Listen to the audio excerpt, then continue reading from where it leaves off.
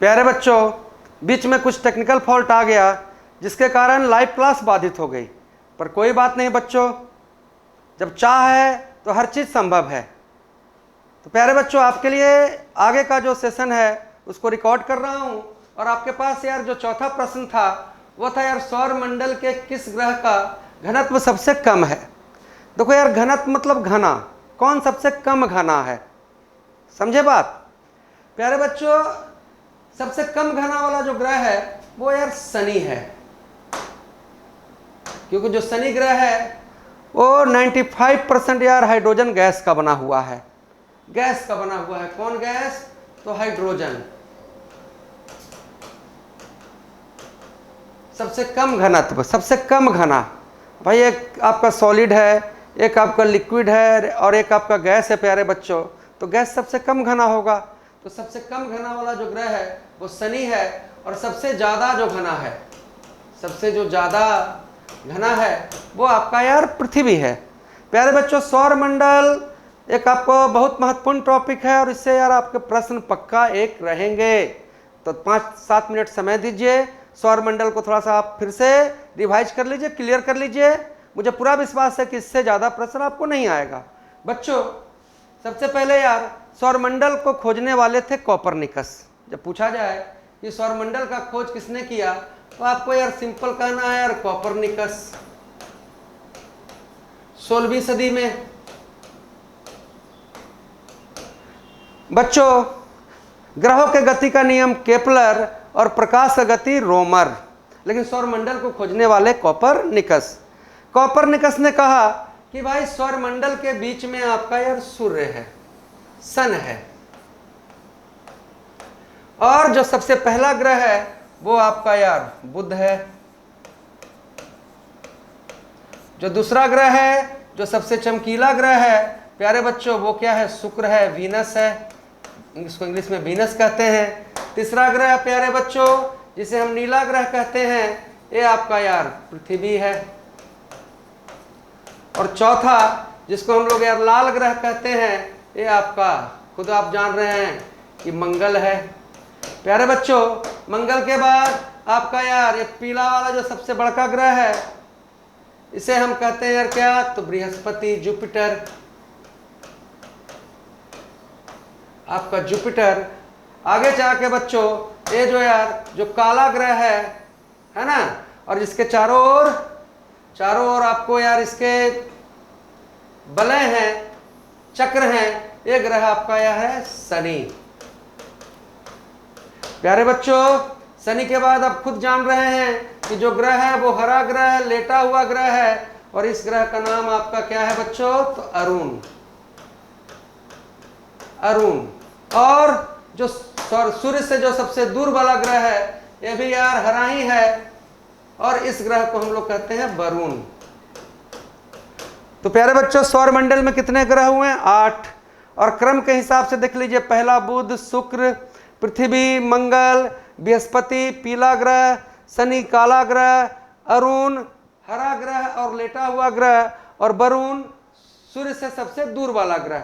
बच्चों, जब यार बुध और मरकरी की बात करोगे तो देखो यार, मरकरी पर वायुमंडल नहीं है, वायु सबसे छोटा तो है ही, और सूर्य से सबसे नजदीक भी है, लेकिन वायुमंडल नहीं है।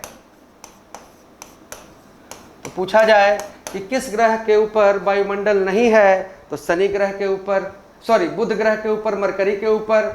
और वायुमंडल नहीं होने के कारण यहाँ तापांतर सबसे ज़्यादा है।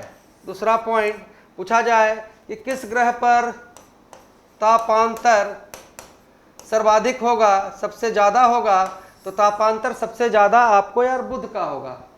क्यों? वायुमंडल नहीं है। और तापांतर का मतलब क्या? जैसे देखो यार, अभी दिन में यहाँ पर यार 35 डिग्री है टेम्परेचर, रात में यार 30 हो जाएगा, 25 हो जाएगा, लेकिन बुध का जो कंडीशन है आपको यार दिन में पहुंच जाएगा 500 डिग्री सेंटीग्रेड गर्म हो गया, और रात को पहुंच गया यार -150 डिग्री सेंटीग्रेड। तो खुद देखिए कि यहाँ पर यार 150 और 500 650 डिग्री का अंतर हो रहा है। और आपके पृथ्वी पर मात्र 10 डिग्री का अंतर हो रहा है। तो वायुमंडल नहीं है, तापांतर सबसे ज़्यादा है। और बुध के बाद जब शुक्र पर आइएगा प्यारे बच्चों, तो ये सबसे गर्म ग्रह है। जो शुक्र है ये सबसे गर्म ग्रह है। इसके वायुमंडल में सर्वाधिक कार्बन डाइऑक्साइड है। शुक्र के वायुमंडल में सर्वाधिक कार्बन डाइऑक्साइड है और गर्म होने के कारण ये चमकीला ग्रह है। और चमकीला होने के कारण इसे यार हम लोग मॉर्निंग स्टार तथा इवनिंग स्टार कहते हैं। और जो शुक्र ग्रह है उसका यार आकार और विचार पृथ्वी से मिलता जुलता है, इसलिए यार इसे पृथ्वी का बहन या भग्नी कहा जाता है। अब शुक्र के बाद जो तीसरा ग्रह आया वो यार पृथ्वी। पृथ्वी से सबसे नजदीक ग्रह कौन है? तो शुक्र। पृथ्वी एकमात्र ग्रह है जहां पर यार आपको जीवन संभव है। और बच्चों पृथ्वी का 71% हिस्सा जल है। और आप जानते हैं कि प्रकीर्णन के कारण आकाश नीला होता है, तो प्रकीर्णन के कारण ही पृथ्वी भी आपको नीला है यार। आकाश का परछाई जब जल पे पड़ेगा तो पृथ्वी नीला नजर आएगा। तो पृथ्वी से क्या याद रखना है कि सबसे घना ग्रह, सूर्य से तीसरा नंबर वाला ग्रह, नीला ग्रह। नीला क्यों? प्रकीर्णन के कारण। और प्यारे बच्चों एकमात्र ग्रह जहां जीवन संभव है। पृथ्वी के बाद यार मंगल, लाल ग्रह। मंगल का लाल होने के पीछे कारण है आयरन ऑक्साइड। पूछा जाए कि मंगल लाल ग्रह क्यों है, तो आयरन ऑक्साइड के कारण। प्यारे बच्चों मंगल के बाद यार बृहस्पति, सबसे बड़ा ग्रह, सबसे भारी ग्रह। प्यारे बच्चों मंगल और बृहस्पति के बीच में बहुत सारे अरबों चट्टान के टुकड़े हैं जिन्हें हम कहते हैं यार क्षुद्र ग्रह, जिन्हें हम कहते हैं क्षुद्र ग्रह। तो पूछा जाए कि क्षुद्र ग्रह किन दो ग्रह के बीच है, तो मंगल और बृहस्पति। बृहस्पति के बाद प्यारे बच्चों शनि। शनि आपका यार काला ग्रह, गैस का बना ग्रह, जिसके चारों ओर चक्र हैं और जिसका घनत्व सबसे कम है और जो सबसे हल्का भी है। क्योंकि गैस का बना है तो सबसे हल्का भी है। आकार में तो ये दूसरा नंबर पर है। बृहस्पति के बाद आकार में दूसरा नंबर पर आपको शनि है, लेकिन यार द्रव्यमान में ये सबसे हल्का है। तो हल्का, काला, चारों ओर चक्र वाला ग्रह शनि। प्यारे बच्चों शनि के बाद अरुण। अरुण को कहते हैं लेटा हुआ ग्रह। प्यारे बच्चों इसे यार हरा ग्रह कहा जाता है। और अरुण के बाद सूर्य से सबसे ज्यादा दूर कौन सा है, तो वरुण। अब बच्चों ध्यान देना है कि सौरमंडल का देखो यार जो अंतिम लाइन है, मतलब ये जो बाउंड्री है, इसको हम लोग कहते हैं यार कुपियर लाइन। Kuiper line. अब क्या ध्यान देना है कि यार सौरमंडल के दो ग्रह हैं, कौन कौन? बुध और शुक्र। बुध और शुक्र, सौरमंडल के दो ग्रह बुध और शुक्र, जिसके पास यार कोई भी चंद्रमा नहीं है, मतलब जिसके पास कोई भी उपग्रह नहीं है। और लास्ट बिंदु आज का जो सौरमंडल वाला क्लास है, इससे यार लास्ट बिंदु आप याद रखें कि देखो यार सौरमंडल के दो ग्रह आपको शुक्र और अरुण सूर्य का चक्कर पूर्व से पश्चिम लगाते हैं, पूर्व से पश्चिम। लेकिन यार बाकी जो 6 ग्रह बच गए हैं वो यार चक्कर कहां से लगा रहे हैं, तो पश्चिम से पूर्व। तो दो याद रखना है कि शुक्र अरुण पूर्व से पश्चिम। अब पूछ देगा शनि, तो शुक्र अरुण में तो नहीं आ रहा है। पूछ देगा वरुण, तो शुक्र अरुण में तो नहीं आ रहा है। वरुण पूछेगा तो कहेंगे पश्चिम से पूरब पृथ्वी, पश्चिम से पूरब मरकरी, बुध पश्चिम से पूरब। तो प्यारे बच्चों देखिए मैं अपने प्रयास में कोई कमी नहीं कर रहा हूं, आपका समर्थन प्यार चाहिए प्यारे बच्चों, तब यार मनोबल और मोटिवेशन और ज़्यादा हाई रहेगा और आपके लिए और ज़्यादा कुछ करने का प्रेरणा मिलेगा। आइए आगे आते हैं नेक्स्ट प्रश्न पर। इंद्रपुरी डैम किस नदी पर स्थित है? मुझे पूरा विश्वास है कि लाइव रहते तो आप लोग सब इसको यार टिक करते हैं। इंद्रपुरी डैम आपको यार सोन नदी पर स्थित है। कहाँ है? रोहतास में। लेकिन यार भारत का सबसे ऊंचा बांध टिहरी बांध किस नदी पर है? तो भागीरथी नदी पर। और सतलज पर यार आपको 2 बांध तो याद रखना ही रखना है सतलज पर। एक बांध है यार जो आपको पहले ही याद है, भाखड़ा नांगल, और दूसरा जो डैम है नाथपा छापड़ी। ये आपको जो डैम है वो आपको यार हिमाचल प्रदेश में है। प्यारे बच्चों, कावेरी नदी पर आपको यार जो बांध है वो है यार शिवा समुद्रम, शिवा। और बच्चों जो शिवा समुद्रम जो बांध है उसी पर सबसे पहले पन बिजली बना। बाकी आप जानते हैं कि सलाल परियोजना चिनाब नदी पर, पोंग बांध ब्यास नदी पर, पोंग बांध ब्यास नदी पर, भारत का सबसे लंबा बांध हीराकुंड बांध महानदी पर, नागार्जुन सागर और अलमाटी बांध कृष्णा नदी पर, रिहंद बांध रिहंद नदी पर। प्यारे बच्चों मुझे पता है सब आपको पता है। और फरक्का बांध हुगली नदी पर, फरक्का बांध हुगली नदी पर, और सरदार सरोवर बांध नर्मदा नदी पर, सरदार सरोवर बांध नर्मदा नदी पर। और आप सबको पता है प्यारे बच्चों कि जवाहर सागर, गांधी सागर, महाराणा प्रताप सागर और कोटा बांध चंबल नदी पर। और मैंने बिहार के यार 3 नदी का बांध आपको बताया था, आपका याद हो तब। एक तो यार इंद्रपुरी डैम बताया था, यहाँ से यार 2 नहर निकला था, पूर्वी कोसी और पश्चिमी कोसी।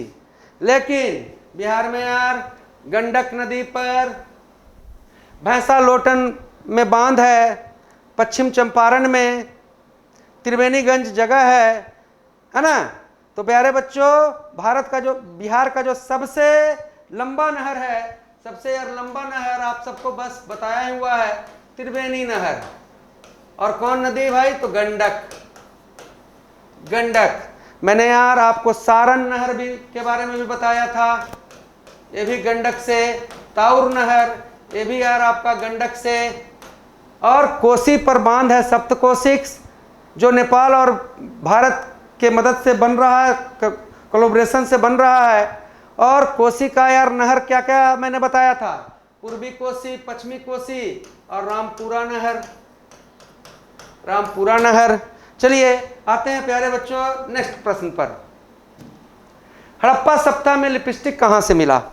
देखिए कल हड़प्पा सप्ताह हम लोग ने किया था, और क्या क्या किया था एक बार आप जरा रिमाइंड कर लीजिए, क्योंकि भूलने का आपको आदत है और मैं आपके माइंड को बहुत अच्छे तरीके से जानता हूँ। भैया सबसे पूर्वी बिंदु आलमगीरपुर, सबसे पश्चिमी बिंदु सुतका गेंडोर, कल के क्लास में था। सबसे उत्तरी बिंदु मांडा जम्मू कश्मीर, और सबसे दक्षिणी बिंदु दैमाबाद महाराष्ट्र। ऊपर से नीचे आपको लंबाई यार 1400 किलोमीटर किए हुए थे हम लोग। और प्यारे बच्चों पूरब से पश्चिम लंबाई आपको हड़प्पा सप्ताह का 1600 किलोमीटर। और ये जो है तटीय भाग ये यार 1300 किलोमीटर। और हड़प्पा सप्ताह का आकार कैसा? तो त्रिभुजाकार, त्रिभुजाकार। फिर बच्चों हम लोगों ने कल के ही क्लास में चर्चा किया था कि हड़प्पा सप्ताह में करीब 1500 खुदाई में स्थल मिल चुके हैं, ज़्यादातर भारत में हैं। और भारत में भी सबसे ज़्यादा कहाँ है? तो गुजरात में। हड़प्पा सप्ताह 3 देश में फैला हुआ है, भारत, पाकिस्तान और अफगानिस्तान में। प्यारे बच्चों ये 1500 जगह पर जहाँ जहाँ खुदाई हुआ वहाँ पर क्या क्या समानता पाया गया? तो पश्चिमी टीला जो छोटा था और चारों तरफ से बाउंड्री से घिरा था, मतलब वीआईपी लोग रहते थे।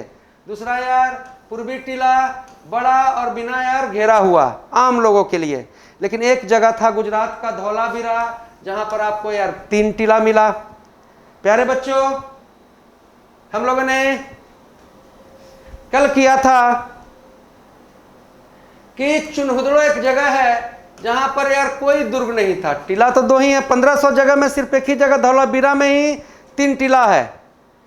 धौलावीरा एक जगह है चुनहुदड़ो जहां यार कोई भी बाउंड्री, ना पूर्वी टीला घेरा था ना पश्चिमी टीला। फिर हम लोगों ने यार किया यार कालीबंगा, तो कालीबंगा में पश्चिमी टीला अपना एक अलग बाउंड्री में घिरा हुआ था और पूर्वी टीला भी अपना एक अलग बाउंड्री में घिरा हुआ था। कल के क्लास में हम लोग ने किया था। और प्यारे बच्चों एक जगह का हम लोग ने चर्चा किया था, ये जगह है लोथल, जहाँ पर पूर्वी टीला और पश्चिमी टीला दोनों एक ही बाउंड्री के अंदर है। तो ये क्या है? चुन्हुदड़ो। ये क्या है? समझ रहे होंगे बाउंड्री से, कालीबंगा। और एक ही बाउंड्री के अंदर कौन है भाई? तो लोथल। लोथल। और जहाँ 3 गो दुर्ग मिला, जहाँ 3 गो मतलब टीला मिला, वो जगह क्या है? धौलावीरा। प्यारे बच्चों, आज का प्रश्न है कि लिपस्टिक कहाँ से मिला? तो इस क्लास को थोड़ा सा और बढ़ाते हैं। देखो यार, लिपस्टिक और महिलाओं के श्रृंगार का वस्तु, लिपस्टिक, काजल, जो भी श्रृंगार का चीज है वो आपको चुन्हुदड़ो में। प्यारे बच्चों, रंगपुर में आपको मिला यार धान की भूसी। धान की भूसी। और मोहनजोदड़ो में तो बहुत सा चीज मिला यार। हड़प्पा सप्ताह का सबसे प्रसिद्ध बिल्डिंग धानागार, जिसमें यार अनाज को रखा जाता था आपातकाल के लिए, तो धानागार। और बहुत बड़ा स्नानागार। और फिर यार पशुपति, कांसे की नर्तकी, ये सब चीज कहाँ मिला? मोहनजोदड़ो। भाई लोथल हड़प्पा सप्ताह का प्रसिद्ध बंदरगाह गुजरात में है, यहाँ मिला माप तौल की वस्तु और चावल। और कालीबंगा में, राजस्थान के कालीबंगा में यार कपास, खुदा हुआ खेत। और अभी हाल में ही हम लोगों ने एक जगह डिस्कस किया था, रोपड़। तो रोपड़ में क्या मिला प्यारे बच्चों? कि मानव के साथ कुत्ते का कब्र। मानव के साथ कुत्ते का कब्र। बाकी विशेष चीज तो आप लोग जानते ही हैं कि हड़प्पा सप्ताह का खोज 1921 में सर दयाराम साहनी ने किया। 1922 में मोहनजोदड़ो का खोज आर.डी. बनर्जी ने किया। और 1921 और 22 में भाई भारत के पुरातात्विक विभाग के अध्यक्ष थे कौन? कनिंघम। जिसके दिमाग में आया बिल्कुल कान पकड़ना है। 1921 और 22 में जब दयाराम साहनी और आर.डी. बनर्जी ने हड़प्पा और मोहनजोदड़ो का खोज किया, उस समय यार पुरातात्विक विभाग के अध्यक्ष थे sir John Marshall. Sir John Marshall. Sir John Marshall, हाँ, भारत के पहले पुरातात्विक विभाग के अध्यक्ष आपको कनिंघम थे। पूछा जाए कि पुरातात्विक विभाग के पहले अध्यक्ष कौन? कनिंघम। अब ये मत समझिए कि हड़प्पा सप्ताह खत्म हो गया। भाई मोस्ट इंपॉर्टेंट चीज लाते जा रहा हूं ताकि धीरे धीरे, लेकिन और सिलेबस भी बढ़ना चाहिए। ये नहीं कि एक ही चीज में लगल रहे तो फिर पीछे वाला चीज आप भूल जाइएगा, हम जानते हैं। जैसे कि नेक्स्ट प्रश्न, भारतीय संविधान में जन गण मन को राष्ट्रीय गान के रूप में कब स्वीकार किया गया? 24 जनवरी 1950, 22 जुलाई 1947, 22 मार्च 1957, 26 नवंबर 1949। प्यारे बच्चों, ये दिन है 24 जनवरी 1950। केवल यार जन गण मन को राष्ट्रगान नहीं, वंदे मातरम को राष्ट्रगीत, वंदे मातरम के रचयिता बंकिम चंद्र चटर्जी। और वंदे मातरम लिया गया है आनंद मठ से। बंकिम चंद्र चटर्जी की कौन सी पुस्तक? तो आनंद मठ से। प्यारे बच्चों, तो वंदे मातरम को राष्ट्रगीत और जन गण मन को राष्ट्रगान का दर्जा, संवैधानिक दर्जा मिला 24 जनवरी 1950। भारत का जो यार तिरंगा झंडा जो आप देख रहे हो, जिसको डिजाइन किया था पिंकली वेंकैया ने। पिंकली वेंकैया। पिंकली वेंकैया ने, भैया इसको यार संवैधानिक मान्यता मिला 22 जुलाई 1947। लेकिन यार भारत का जो राष्ट्रीय पंचांग है, जो राष्ट्रीय पंचांग है वो शक संवत पर आधारित है। राष्ट्रीय पंचांग शक संवत पर आधारित है प्यारे बच्चों। राष्ट्रीय पंचांग को संवैधानिक दर्जा मिला यार 22 मार्च 1957। और शक संवत तो आप जान ही रहे होंगे कि शक संवत 78 ईस्वी में कनिष्क के द्वारा, कुषाण वंश का राजा कनिष्क के द्वारा बनाया गया। प्यारे बच्चों, 26 नवंबर 1949 को हमारा संविधान बनकर तैयार हुआ और 26 नवंबर को हम लोग मनाते हैं संविधान दिवस। तो 24 जनवरी 1950 दो चीज याद रखना है कि जन गण मन को राष्ट्रगान और वंदे मातरम को राष्ट्रगीत का दर्जा मिला। 22 जुलाई 1947 राष्ट्रीय ध्वज को आपको यार संवैधानिक दर्जा मिला। हमारे राष्ट्रीय ध्वज को तैयार किया है कौन? पिंकली वेंकैया। पिंकली बैंकैया। राष्ट्रीय ध्वज का लंबाई चौड़ाई का अनुपात 3:2 है। सबसे ऊपर केसरिया, बीच में श्वेत और नीचे यार हरा है, और बीच में क्या है, चक्र। लेकिन यार चक्र से पहले पूछ दे कि यार राष्ट्रीय झंडे में क्या था, तो आपके दिमाग में आ रहा होगा, मुझे पता है, चक्र से पहले आपका था चरखा। और प्यारे बच्चों, विदेशों में पहली बार भारतीय झंडे को फहराने वाली कौन, तो 1907 ईस्वी में। याद रखेंगे, सब इंपॉर्टेंट चीज डिस्कस कर रहा हूं। 1907 ईस्वी में भाई मैडम भिखाजी कामा। और पूछे कि कहां, तो बिल्कुल घबराना नहीं, कहना है कि जर्मनी। तो पहला बार भारतीय ध्वज को विदेशों में फहराने वाली मैडम भिखाजी कामा 1907, कहां, तो जर्मनी। लेकिन प्यारे बच्चों, 1942 में जब भारत छोड़ो आंदोलन चल रहा था, तो मुंबई में अंग्रेजों को विरोध, मतलब देखो यार, झंडा बहुत इंपॉर्टेंट चीज है। अंग्रेज शासन यहाँ कर रहा था, तो कहता, अंग्रेज जब शासन यहाँ कर रहा था तो उनका मानता था कि हर जगह हमारा झंडा रहे। लेकिन 1942 में भारत छोड़ो आंदोलन के दौरान, मैंने पढ़ाया भी आपको, मुंबई में भारतीय तिरंगे को फहराने वाली कौन थी, तो डॉक्टर अरुणा आसिफ अली। डॉक्टर अरुणा आसिफ अली। चलिए प्यारे बच्चों, आते हैं नेक्स्ट प्रश्न की ओर। निम्न में से कौन पराचुंबकीय है, भागना मत, पराचुंबकीय मतलब चुंबक से जिसको नफरत हो, है जी। तो भैया इसमें यार हीलियम, ऑक्सीजन और है ना लोहा, ये तो ना है तो नमक।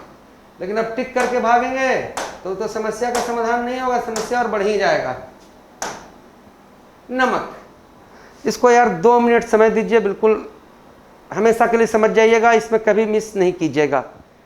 चुंबक के प्रति यार 3 तरह का मतलब कि नेचर है। पहला तो यार लौह चुंबकीय,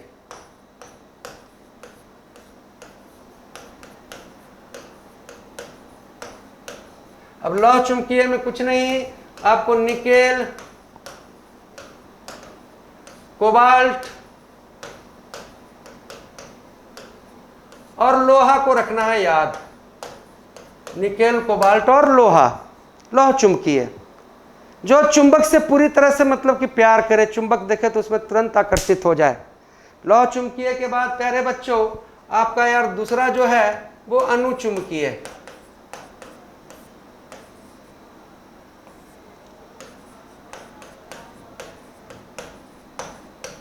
और अनुचुंबकीय में आपको याद रखना है ऑक्सीजन, इतना ही तक तो याद ही रखना है, ऑक्सीजन। और उसके बाद जौन भी तत्व है उसके लास्ट शब्द में अगर म लिखा रहे, मतलब एल्युमिनियम, हीलियम, सोडियम, पोटेशियम, जकर पीछे म लिखल रहे वो अनुचुंबकीय। और इसके अलावा जो चीज रहे वो आपका पराचुंबकीय, मतलब चुंबक से नफरत करने वाला, पराचुंबकीय। पराचुंबकीय, चुंबक से नफरत करने वाला। अब पराचुंबकीय में कौन कौन प्यारे बच्चों, भाई ऑक्सीजन और जान ही गया माँ वाला। लौह चुंबकीय में 3 गो फिक्स है, ये भी आप जान गए। तो पराचुंबकीय में यार सोना, चांदी, नमक, जहां बाकी सब जो है वो क्या है, पराचुंबकीय। प्यारे बच्चों आप सभी ये जानते हैं कि चुंबक के यार 2 ध्रुव होते हैं, नॉर्थ पोल और साउथ पोल। चुंबकीय रेखा है जो उत्तरी ध्रुव से चलती है और दक्षिणी ध्रुव पर में जाकर यार मिल जाती है। एक प्रश्न बना, पूछे कि चुंबकीय रेखा कैसे चलती है, तो कहिएगा यार उत्तरी ध्रुव से दक्षिणी ध्रुव की ओर। भैया चुंबकीय रेखा का जो गुच्छा है इसको कहते हैं चुंबकीय यार फ्लक्स। और चुंबकीय जो फ्लक्स है उसका यार एसआई मात्रक क्या है, चुंबकीय फ्लक्स का यार एसआई मात्रक है आपका वेबर और सीजीएस मात्रक सेंटीमीटर, ग्राम और सेकंड के हिसाब से चुंबकीय फ्लक्स का सीजीएस मात्रक है मैक्सवेल। लेकिन यार चुंबक को रखिएगा तो एक अपने क्षेत्र है, चुंबक का एक क्षेत्र है, जिस क्षेत्र में यार चुंबक एक्टिव है, जैसे यार इस क्षेत्र में जाएगा और चुंबक से सटने वाला चीज रहेगा, वो कुछ ना कुछ उसको गुदगुदी बढ़ेगा। तो चुंबकीय क्षेत्र का जो एसआई मात्रक है, चुंबकीय क्षेत्र का प्यारे बच्चों एसआई मात्रक आपका क्या है, तो टेस्ला है। पूछा जाए कि चुंबकीय क्षेत्र का एसआई मात्रक टेस्ला। और सीजीएस चुंबकीय क्षेत्र का सीजीएस क्या जी, गॉस।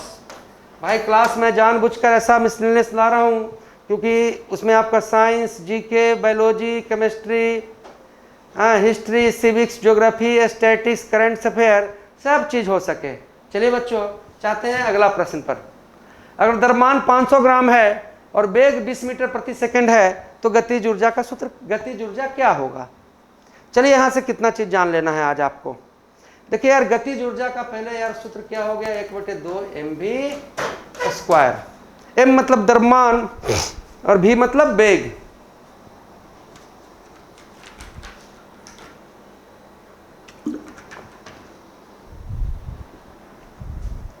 m मतलब द्रव्यमान और v मतलब वेग। अब देखो यार द्रव्यमान का एसआई मात्रक क्या होता है, kg, और वेग का तो यार मीटर प्रति सेकेंड। आपका वेग दिया हुआ है 20 मीटर प्रति सेकेंड और द्रव्यमान आपको दिया हुआ है यार 500 ग्राम। तो जो 500 ग्राम है ना, आपको कंफ्यूज करने के लिए दिया है, क्योंकि ग्राम में कभी भी कोई न्यूमेरिकल नहीं बनेगा।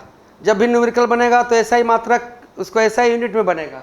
तो यार द्रव्यमान का एसआई यूनिट आपका क्या है, केजी। तो 500 ग्राम को अगर आप केजी में कन्वर्ट करेंगे तो 500 बटे क्या हो जाएगा, 1000। हाँ जी, पूरा काट दीजिए तो आपको यार आएगा 1/2। 500 ग्राम मतलब आधा केजी, 1/2। तो अब इसको सेट कर देना है यार, 1/2 गुने भाई 1/2 केजी आ गया, गुने 20 गुने 20, v² है तो 20 गुने 20, तो भैया ये 10 और ये भी 10 और 100। 10 गुने 10 कितना प्यारे बच्चों, तो 100 और 100 क्या, जूल। जहां भी ऊर्जा निकालना रहे उसका क्या होगा, जूल। और यहाँ पर आए हैं तो एक चीज़ और जान लीजिए, जिसका एसआई मात्रक आपको जूल होवे, मान लीजिए गतिज ऊर्जा, स्थितिज ऊर्जा, कार्य है ना जी, ऊर्जा, तो जिसका यार है ना एसआई मात्रक जूल होवे तो भाई वो हमेशा अदिश राशि रहेगा, अदिश राशि रहेगा, अदिश राशि। चलिए आते हैं बच्चों यार अगला प्रश्न पर। सजीव जगत को 5 वर्ग में कौन बांटा। देखो यार सबसे पहले सजीव जगत को 2 वर्ग में बांटा गया था 1753 ईस्वी में कैरोलस लिनियस के द्वारा। और सजीव जगत को कौन 2 वर्ग में कैरोलस लिनियस ने बांटा था, भाई जंतु जगत और पादप जगत। लेकिन 1969 ईस्वी में RH विटेकर ने सजीव जगत को यार 5 वर्ग में बांटा। आपका यार मोनेरा, दूसरा यार प्रोटिस्टा, तीसरा फंगी कवक, और चौथा आपको यार जंतु, और पांचवा पादप पेड़ पौधे। अब देखिए यार जंतु में आप समझ ही जाइएगा, अब पादप में जितना पेड़ पौधा है वो पादप जगत में, जितना भी जंतु हम लोग हैं यार, जितने भी कीड़ा मकोड़ा जंतु वो जंतु जगत में, और जितने भी फंगी वो यार कवक में। देखो मोनेरा में आपको सिर्फ ध्यान रखना है कि मोनेरा जो है इसमें यार प्रारंभिक कोशिका वाला जंतु को रखा गया है। प्रारंभिक इसके अंदर प्रारंभिक कोशिका है, उसी जंतु को रखा गया है। अब प्रारंभिक कोशिका कहाँ कहाँ है तो याद रखेंगे, प्रोटोजोआ, दूसरा आपको याद रखना है बैक्टीरिया। पूछ ले कि बैक्टीरिया या प्रोटोजोआ किस वर्ग में है तो मोनेरा। प्रोटिस्टा में वैसे जंतु एक कोशिकीय जंतु जो पूर्ण रूप से विकसित हो चुके हैं। तो प्रोटिस्टा में आपको दो तो याद रखना है, दो याद रखना है। पहला अमीबा प्यारे बच्चों, और दूसरा पैरामीशियम।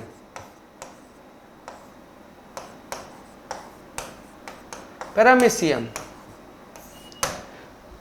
प्यारे बच्चों आगे आते हैं और बात करते हैं बिहार की सबसे लंबी नदी कौन सी है। करवाए हैं आपको बिहार की नदी। बिहार की सबसे लंबी नदी यार गंगा हो गया है जी। गंगा की लंबाई बिहार में कितना, 445 किलोमीटर है। ये नदी आपको करवाया हुआ है प्यारे बच्चों। और पीछे का भी वीडियो, जो नए बच्चे हैं उसको पीछे को देखिए, है ना। नहीं देखिएगा तो कैसे फास्ट रिवीजन हो पाएगा। अब गंगा का जब बात करोगे तो बिहार में यार 445 किलोमीटर, इसको देख लो, समझ लो। आपको भोजपुर से इंटर हुआ, कटिहार से गंगा नदी निकली। और गंगा में देखो यार ऊपर से मिलने वाली नदी में कौन कौन, तो सबसे पहले यार ये घाघरा, घाघरा,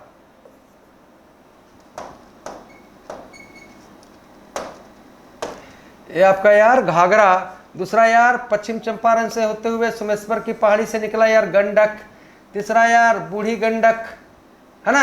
अब बूढ़ी गंडक में मिला यार बागमती। चौथा यार आपका यार कोसी। पांचवा महानंदा। और कोसी में देखो यार कमला मिल जाती है। तो ऊपर से नीचे गंगा में मिलने वाला कौन कौन नदी है भाई, तो ये आपका यार क्या क्या हो गया, तो ये आपका हुआ बच्चा घाघरा, ये आपका गंडक, ये आपका बूढ़ी गंडक। और बूढ़ी गंडक में लटका हुआ कौन है, तो बागमती, बागमती। ये आपका क्या भाई, तो बिहार का शोक रास्ता बदलने वाला नदी कौन भाई, तो कोसी, कोसी। और ये महानंदा। अब ध्यान देना है कि जो घाघरा नदी है वो मिलती है सारण में। गंडक करवाया हुआ हूं मैं, गंडक आपको मिल रहा है पटना। प्यारे बच्चों आपको बूढ़ी गंडक मिल रही है कहाँ, मुंगेर। कोसी मिल रहा है यार कटिहार। और महानंदा मिल रहा है गंगा में, कटिहार में। अब देखो नीचे से जो गंगा में नदी मिल रही है, तो सबसे पहले यूपी और बिहार के बीच में बाउंड्री बनाया ये कर्मनासा नदी। कर्मनासा कहाँ मिल रहा है, तो बक्सर के पास। जैसे ही आगे बढ़िएगा तो यार एक नदी निकल के आया अमरकंटक से ही मिला, सोन। कहाँ मिल रहा है, तो पटना। सोन के आगे यार आपका पुनपुन, फतुहा के पास। पुनपुन के आगे फल्गु, टाल क्षेत्र में। फल्गु के आगे प्यारे बच्चों, चूंकि ये करवाया हुआ है, फल्गु के आगे आपका यार जो नदी है क्यूल, क्यूल में मिला। और नीचे से ऊपर आके आपका जो लास्ट नदी अजय। तो ऊपर से क्या क्या नदी याद रखेंगे, तो देखो घाघरा, गंडक, बूढ़ी गंडक, बागमती, हैं, कोसी, कमला और महानंदा, जो ऊपर से आके मिल रहा है। और नीचे से गंगा नदी में दाएं तरफ से मिलने वाला यार कर्मनासा, सोन, पुनपुन, फल्गु, क्यूल और अजय नदी। चलिए बच्चों आगे चलते हैं। बिहार में कुल कितने अनुमंडल हैं, बिल्कुल ये आपको करवाया हुआ है। बिहार में यार आपको अनुमंडल कितने हैं, तो 101 हैं। प्रखंड कितने हैं, तो 534 है। जिला कितना है, तो 38 है। और प्रमंडल कितने हैं प्यारे बच्चे, तो 9 है।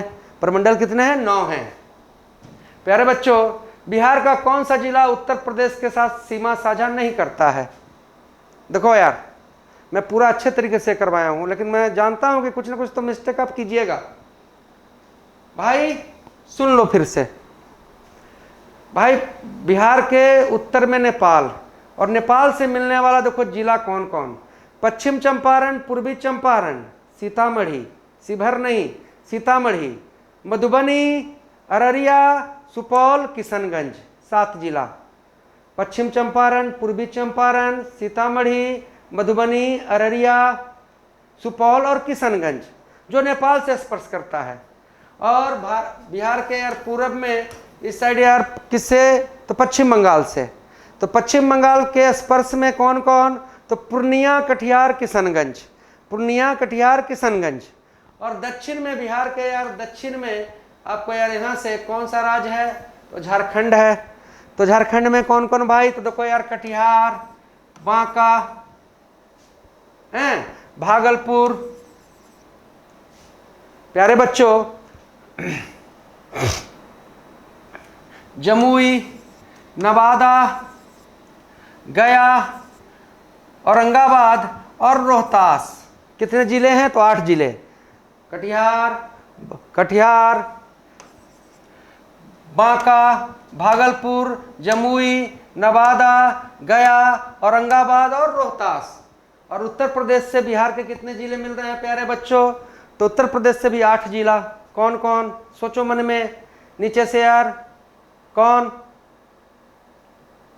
रोहतास, कैमूर, आरा, बक्सर, सिवान, छपरा, गोपालगंज और पश्चिम चंपारण।